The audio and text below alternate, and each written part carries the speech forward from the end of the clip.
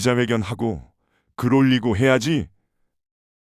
2025년 11월 27일 검찰이 패스트트랙 사건, 나경원, 송원석 등에 대한 1심 판결에 항소하지 않기로 결정했다는군.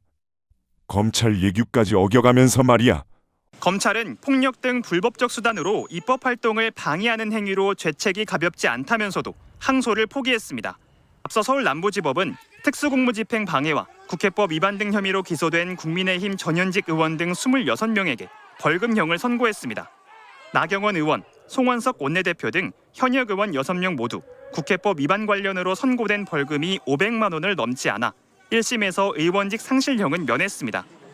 그런데 검찰 업무 처리 지침을 보면 이철규 의원을 뺀 나머지 5명은 항소 대상입니다. 검찰이 징역형을 구형했는데 벌금형이 선고돼 형종이 달라졌거나 선고 형량이 검찰 구형의 2분의 1 미만일 경우 원칙적으로 항소하도록 돼 있습니다. 지침을 따르지 않은 겁니다. 이제 나경원은 기자회견하고 검찰 수사팀을 비롯한 소신 있는 검사들은 이 프로스에 글 올리고 언론 플레이하면서 반발해야지. 너네들이 지난 2025년 11월 9일 대장동 사건 1심 판결 검찰의 불항소에 대해 득달같이 달려들었듯이 말이야. 정말 나라가 미쳐 돌아가고 있다는 표현이 딱 맞습니다.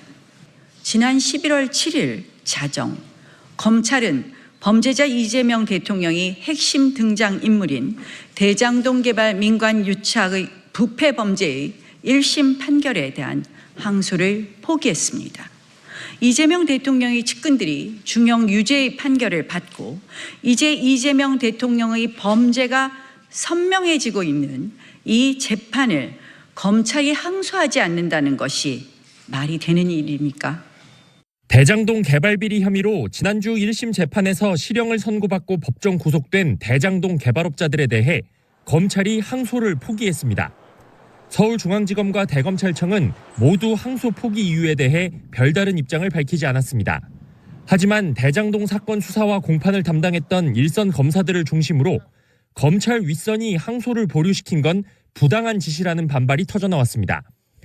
마지막으로 2025년 11월 25일 한겨레 장필수 기자가 매불쇼에 출연하여 나경원 자녀 비리에 대해 설명한 영상을 동영상 코너에 올려놓았으니 나경원의 실체를 확인하고 싶은 분들은 참고하면 될 것 같아.